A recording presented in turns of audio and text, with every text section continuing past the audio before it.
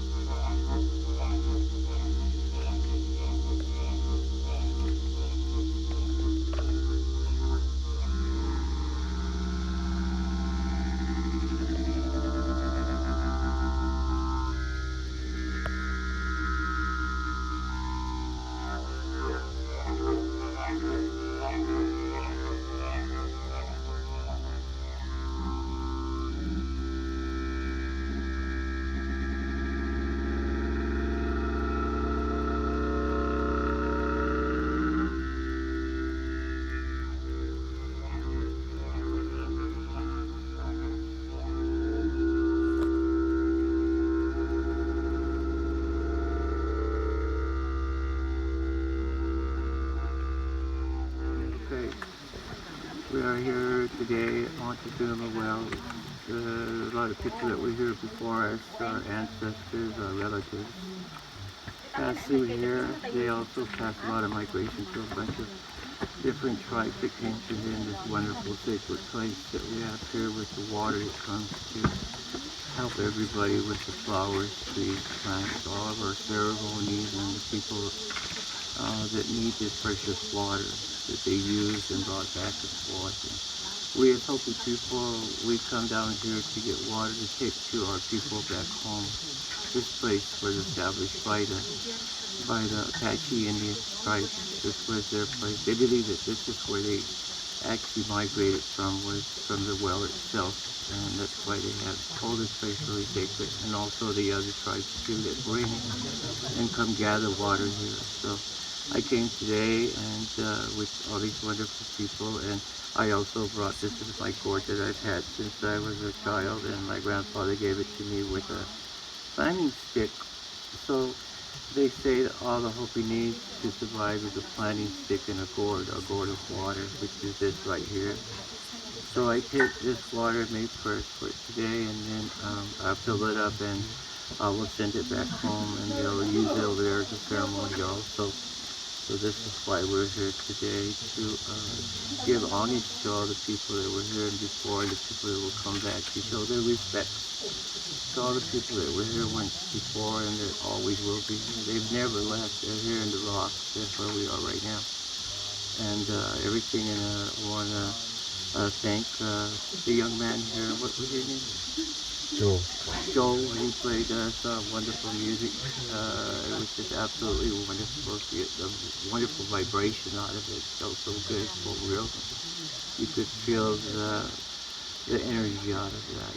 So that's what this place is about energy and sharing with other people, the happiness and joy that we should be having now in this earth. So I want to thank all you guys for coming and being here today, where you're honoring the people that were here before and the people that will come after us. Thank you, Robert.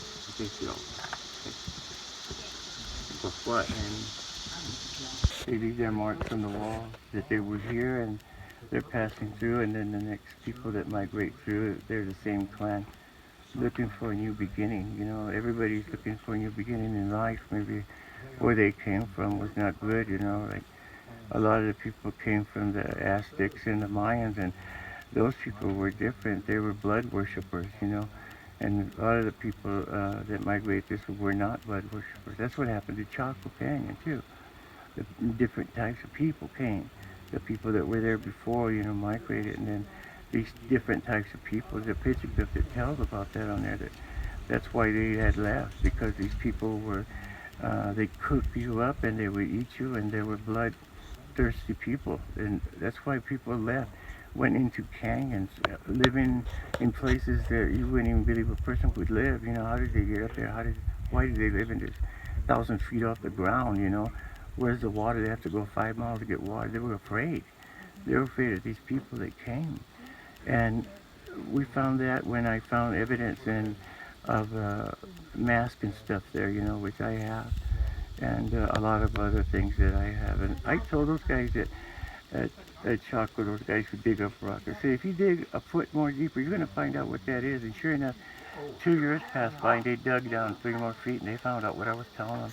Ron can show it to you. I told them, those roads that you guys are seeing are waterways. That place was absolutely huge. It was like a Walmart of today. And people don't talk about the giant farms they had out there. They had acres and acres of farms. And then the way that they built Chaco, when it rained, it came over the top, and they built it in a circle of water, went this way. And those things that they think they're kivas, some of them are kivas, but they're not. They're to store water in. That's why they have double walls so thick, to keep water from, water's heavy. And that's why they have walls on this side too, so the water doesn't push the walls out. Because those things carry thousands and thousands of gallons. They knew how to collect water. And that's what they did. They stored, sold water, traded. And all those rooms that they have in there that have no windows, no smoke, that they couldn't cook, those were the whole grains and out of these big massive fields that they had. So if you go to look at a satellite and look down, you can see these giant fields. and how they irrigate it. They irrigate it almost like the Egyptians under the ground. They cover it up with stones and then dirt. The water would travel that way. And they found that out after I was telling them, you gotta dig a little deeper. And those are not deeper, I'm telling you what they are. And they're just like on Hopi, we have wells that I can show you tomorrow. I'll show you pictures that the water comes from underground, above, just like over here. It doesn't come on top. It's reservoir water from underneath. So they built those square things that look like pillars, but they're not. Actually, they bring the water up. And there's steps that go from the ground into the wall, not from the wall down. And these massive floodways that they built, and they put stone, they were trying to save every bit of water they had. And if you go really high on the satellite and look at Chaco Canyon and look at the way the mountains are built, they designed that place perfectly for all the water drainage came this way, right in front of them. Right there was big, massive rivers and stuff, and they knew how to catch all the water that came over the cliffs, and that's why he built all that like that. It was just like a big Walmart. I mean, not Walmart, but Costco. granary and all that. That's what that was. And then they lived up on top, where there's windows, where they could cook and all that. They didn't live on the bottom. That's where all the grain and everything was. That's why there was no windows, no markings of cooking, none of that stuff, because it held all the food that they processed. And that's the way we process foods now at home too. So when we have a lot of corn, we put it on the roof, we take it inside the house, and it stays in a damp place. That's how it lasts so long. See? Yeah.